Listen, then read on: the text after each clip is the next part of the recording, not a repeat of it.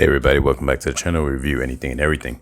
And today we are finally getting to our review of the Ghost and Phantom 2 Legos spaceship set 75357. Now jumping into this review, I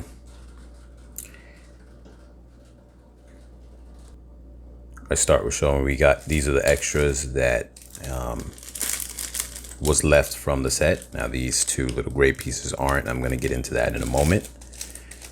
For anyone who was following the build video that I created, you would know that I made some small modifications, but I really like this ship. Now this goes with this is from the Ahsoka Disney Plus Ahsoka show is what it's themed off of, but many would be familiar with the ship from the show Rebels, the animated cartoon Rebels, which I've never seen before, but that's where its original fan base comes from because that show came out first. Now, this ship has a lot of things about it that I actually like a lot. So first, we'll address that you have this, which is the Phantom 2. It's a separate build, and it comes with it. So that's cool that it actually comes with it.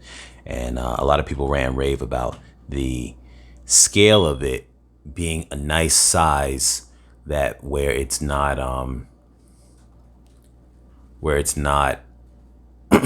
well, so the previous version, the previous Ghost ship had a similar size, but then you had to buy separately the Phantom. I guess it was the Phantom 1, and was a lot bigger in scale than this. And in proportion wise, a lot of people say it didn't fit with this. So this fits nice in terms of its proportion scale to the main ship in that regard.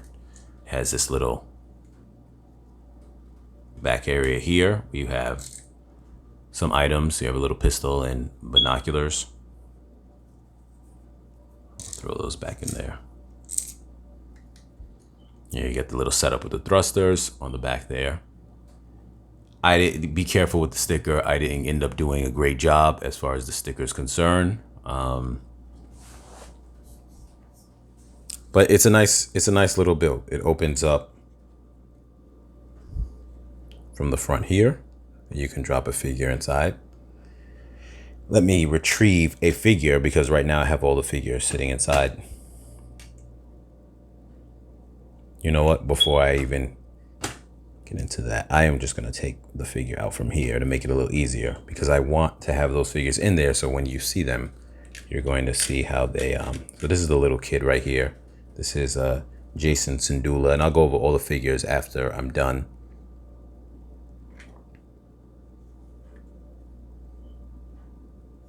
But yeah, that's pretty much it. These are the little blasters right here. It's a simple set. The droid's head, I'm not going to demonstrate it right now, but the droid chopper, his head goes on here to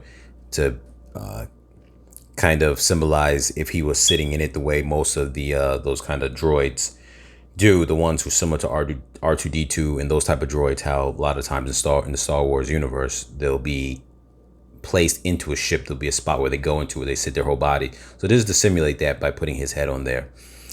I'm going to push this over to the side right now. I am going to take the figure out.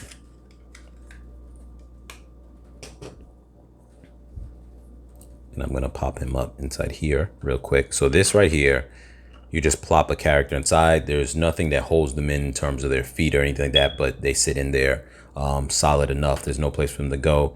This piece right here, I had seen that it seemed like it was attached from previous reviews that I've looked at, but it's actually not. It's just sitting there. So I think that's something that is a little bit of a flaw. I think, you know, maybe somebody can find a way or a place to attach it to, but generally speaking, it just sits on there. Now, you probably won't have too many situations where you're flipping your ship upside down, but if it ever came to a point where you did, this would literally just fall right off. So that's something that I think is a little bit of a negative, but it all depends. Now I'm going to take this off. And here you can see the interior. It's a nice bit of interior room. I'm going to lift this up just so you can see even better because you have her. I have her standing up, but you could have her sitting down. General Syndulla. And I'll show that piece here now. As far as the little, those are the like the main controls for the captain, and this is the gunner in here. But I just want to reflect real quick on the interior.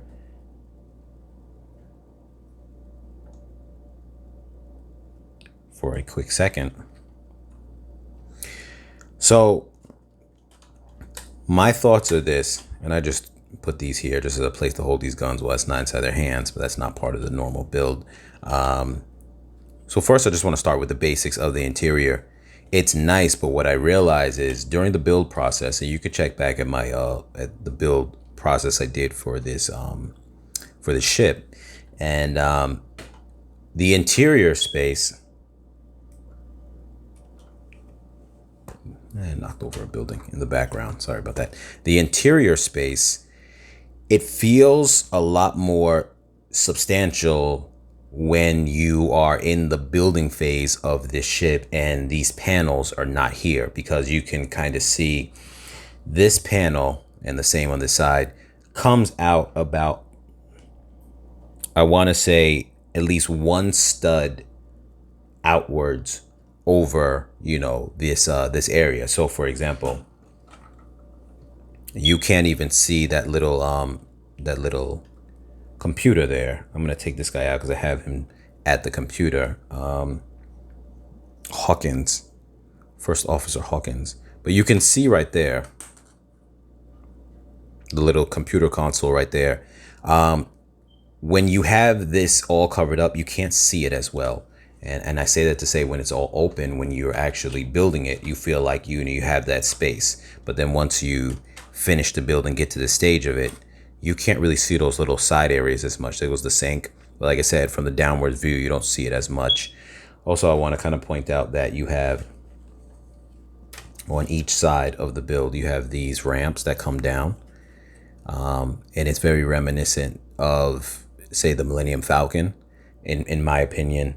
A lot of ships have this in Star Wars universe, but the little ramp, so that comes down and they can enter in there. And yes, it's the size of a window instead of like a full door frame, but I don't think there's anything wrong with that, because practicality wise, if someone was going to a ship, they would just have to duck their head a little bit. I don't think it's a big deal. And here you can see on the other side how that entrance would look. So let me see if I can get this guy to come through if he was coming walking up the ramp.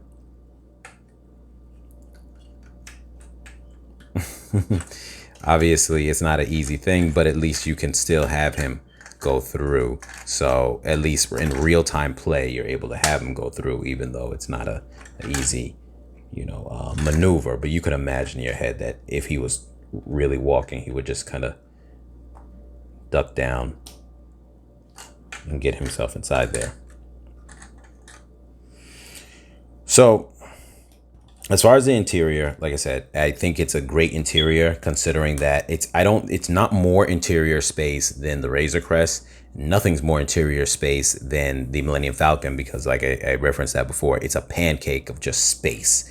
But this is not bad. It's not bad considering that even with all this open space, because you have the main captain's cockpit area, you have the front gunner's cockpit area, you have the top gunner cockpit area, and then in addition you have the Phantom 2 cockpit area. If you wanted someone to be in it, that means you can essentially free up a lot of space in the interior, just to have your guys just kind of walking around and whatever the case is. Now I want to make a little note too, because I have some changes that I made to my build, minor changes, but you could see here.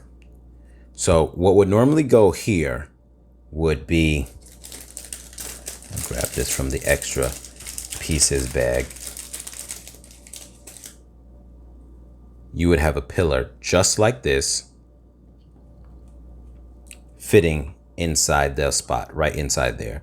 And it would be a part of a support beam to help alleviate the pressure coming down on this piece here. So that way, if pressure was leaned down on it, you have that support column there.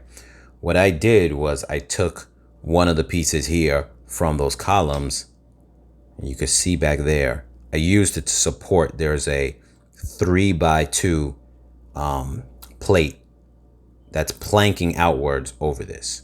Normally it's supported by having the pillar down here so it won't collapse on itself. I put the pillar on the top here to try to help brace it. Now the reason why I did that is I was trying to free up more interior space, because what I'm gonna end up doing is I'm going to end up putting like a let's see, 6x2 bed material going from here all the way up to here to where it'll hit that white wall, from where these little tiles, these brown tiles start. And I'm going to do the same thing on that side. And because of the height of this underneath where that pillar would go, a person can still lay there and they can utilize that space. So that's the reason why I did that. I'm going to turn that into like a bed area. So that's my plans with it, but it just kind of gives you guys a little bit of ideas of things that you might be able to do with it. So continuing on with the build aspects, and then I'm going to go into other aspects about the ship that I just like. But this pulls out, and this is the front gunner space, which can come down like that. Though it's kind of funny because this comes down, you can pull this down while it's attached, but then you can't get your guy actually in there because of this handle. So I could see where if someone maybe wanted to remove this, I have him standing up, but if they want to remove this, just so that way when this is in front of the ship and attached, you could just open it up, slide them inside, sit them down without having to remove it off this piece. And then, you know, from there, you would never have to always take this off every time you sit him down. But, you know, obviously having that piece in there just looks better to have, you know, a kind of steering mechanism there. This right here is the little gunner piece. And then what you also have is, so green little rockets. I'm not going to pull them out. They're in that little bag over there of extra pieces. But those, so what happens is this mechanism right here, you align this up. Let's see, trying to line it up while I'm upside down, so it makes it a little bit tough. You align it up like that, and you would put the rockets in here. These are the spring shooters. I'll take one of them just as an example.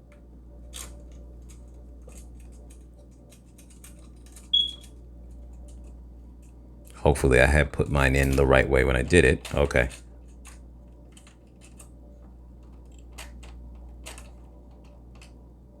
And essentially what happens is you can move this side to side and you can lose your your little shooter. But that's how that works. Also, I want to make note, I really like these the landing pads. I feel that they're done in a way where they're not super tall, but they're a nice height for something that's not going to be retractable. So you don't mind that they're out. They're short enough that since they stay out, it's not a bother, but they're also long enough that when it's landed, you feel like you have enough clearance space to make it feel like it stands pretty tall off of the ground. So that's a pretty cool thing.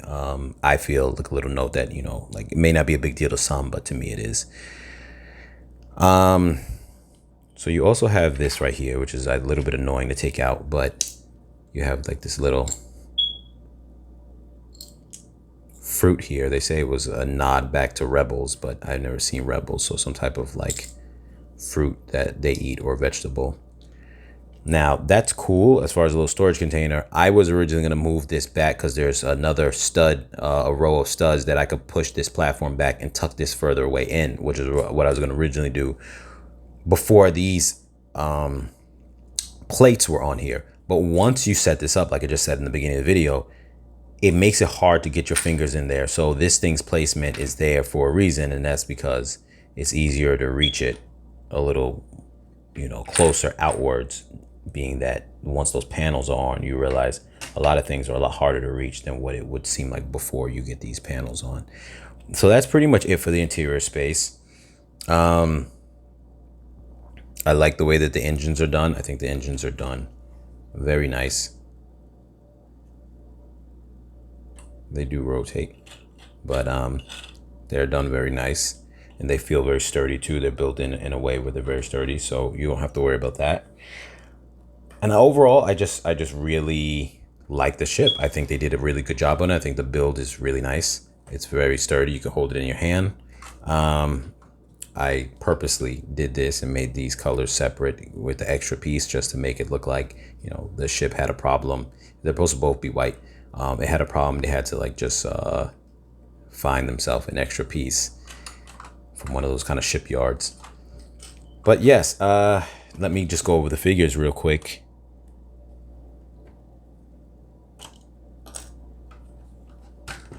Just show them up close.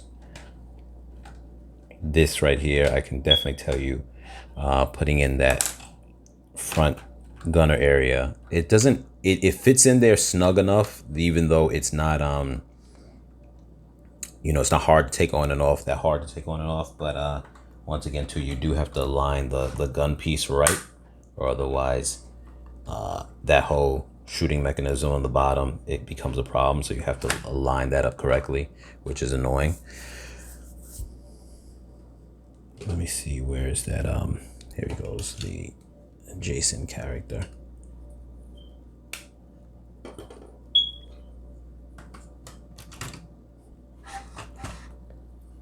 And let's just run over these characters real quick. So this right here is Jason Syndulla. You see he's got back printing. He's a little kid, so he has the little legs, and there goes his rear face. Well, there's no front or rear face, but his smiley face versus his regular smiley face and his extra smiley face. This right here is First Officer Hawkins. Because of the way his hairpiece is, he doesn't have a back face or alternate face, but you can see he's got some nice detail on his body.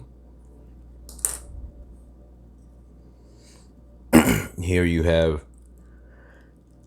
General Hera Syndulla. I think this figure looks really nice with a lot of detail on her.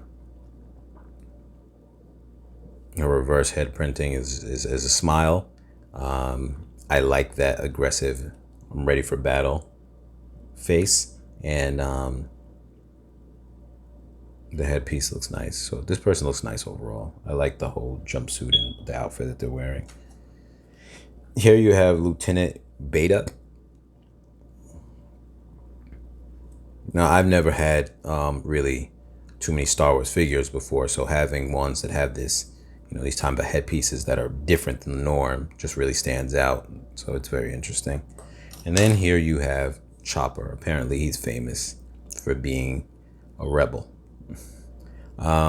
Nice. He's shorter than, say, one of those R2-D2 type of mechs. He's the same type, but he's shorter. He has shorter legs, and his whole torso area is shorter in general. So he's got printing on the back. It's cool. And that is pretty much this set. Like I said, I plan on doing some changes to mine, small interior changes, but aside from that, I think it's a very nice set. As I mentioned before, I think it compares very well to, say, the Millennium Falcon or the Razor Crest. It has less interior space than both of those, I feel, in total, but it also has more seating area than the Razor Crest, because you actually have you literally can put somebody in almost every seat except for the droid, who would sit inside that little space in the inside, and that's for him to stand. But aside from that, you could have somebody in this cockpit and this cockpit and that front gunner cockpit, and have somebody inside the Phantom. So yes, in that regard, you have more seating space than the Razor Crest, which the Razor Crest is obviously a ship that's made to be manned by one or two people in the front seat. So in that regard, yes, the Millennium Falcon has a lot of seating as well, but that's more lounge seating and not as much active seating. I mean, you have the gunner seat and then you have the main cockpit area. So, but I'm just pointing that out in terms of, even though it doesn't have as much interior space as those other ones, it's comparable to the Razor Crest, but it does have, you know, it does have a lot more purposeful seating. the Razor Crest is open lower area. Just it might be around the equal stud width wise, but it's just a little more open because all the panels come down and you have that front area. So not the front area on the top, but the front area on the bottom area where he sleeps at and whatever. So just pointing that out. Yeah, so with that being said, put your comments down below if you have this, if you like it, if you want to get it. And I think it's a great ship. I think it's worth the buy, especially if you just like a different type of ship in general than what you've been seeing lately. And if you're not familiar with, say, the, what do you call it? If you're not familiar with the Rebels, you know, show, then for you this might just be a totally new ship. That's kind of what it was like for me. But if so, you might be getting it off that basis just because you're a fan. But I definitely think that it's worth the purchase. With that being said, I'll catch you guys in the next video.